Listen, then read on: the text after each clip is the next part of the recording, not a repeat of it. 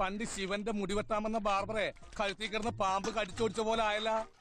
ആ പെണ്ണ് മുഖത്ത് നോക്കി അയലാക്കുന്നു പറഞ്ഞപ്പോ അവളെ ചീത്തയും വിളിച്ച് വന്നിരിക്കുക ഇൻസ്റ്റാൾമെന്റ് ഫെലോഷിപ്പ്. എടാ, പെൺകുട്ടികൾ നമ്മുടെ തലേ കയറാൻ ശ്രമിച്ചാ അപ്പൊ തന്നെ വലിച്ച് താഴെ കിട്ടേക്കണം, ഇല്ലെങ്കിൽ ഭാവിയിൽ അത് ദൂഷ്യം ചെയ്യും. പിന്നെ ഈ അയിലേക്ക് എന്നൊക്കെ പറഞ്ഞാൽ പ്രേമാണെന്ന് എന്താ ഉറപ്പ്? അയിലേക്ക് സാമ്പാർ എന്ന് പറയില്ലേ, അയിലേക്ക് ഇഞ്ചിക്കറി, അയിലേക്ക് അവിയല്, അങ്ങനെ ഒരു അയിലേക്ക് ആയിക്കൂടെ? എടാ, ഈ അയിലേക്ക് മറ്റേ അയിലേക്ക് തന്നെയാ.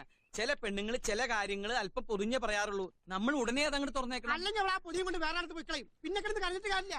അതെ, നിന്റെ മനസ്സിൽ പൊതിഞ്ഞു വെച്ചേക്കണ സ്നേഹം എത്രയും പെട്ടെന്ന് നീ തുറന്നു കാണിക്കണം. പിന്നെ സ്നേഹം മണ്ണാങ്കട്ടാണ് കുതിരയോട്.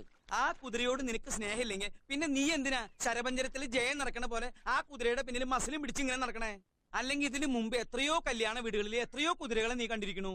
ആ കുതിരയോടൊന്നും തോന്നാത്ത അടുപ്പവും സ്വാതന്ത്ര്യമൊക്കെ ഈ കുതിരയോട് മാത്രം നിനക്ക് എന്താ തോന്നിയത്? ഇനി ഞാനൊരു സത്യം പറയട്ടെ, കഴിഞ്ഞ ജന്മത്തിൽ നിങ്ങൾ ഭാര്യയും ഭർത്താവുമായിരുന്നു. നിങ്ങൾക്ക് 5 കുട്ടികളുണ്ട്. അത് തനിക്ക് എങ്ങനെ അറിയാം? അന്ന് ഇവന്റെ ഇളയ മോൻ ഞാനായിരുന്നു. ടിൻഡു എന്നായിരുന്നു പേര്. മാസ്റ്റർ ടിൻഡു മോൻ. നഴ്സറി പഠിക്കുമ്പോ ഷുഗർ വന്ന് മരിച്ചു. ഏത് സ്കൂളില്? Little flower convent girls high school Nadathara. അതുകൊണ്ടാ ഞാൻ പറയണേ, നീ വേഗം കല്യാണം കഴിക്കും. അച്ഛനും കൂടെ എഴുന്നേറ്റേ. എനിക്കൊരു അമ്മയുടെ അച്ഛന്റെയും വാത്സല്യം കിട്ടിയിട്ടില്ല. നിങ്ങൾ കല്യാണം കഴിച്ചു കിടക്കുമ്പോ എനിക്ക് അതിന്റെ നടുവിൽ കിടന്ന് ഇങ്ങനെ കൊഞ്ചണം. വാത്സല്യം വേണേ. ഇയാൾക്ക് എന്തിന്റെ കേടായത്? എടാ, അവക്ക് നിന്നെ ഇഷ്ടമാ.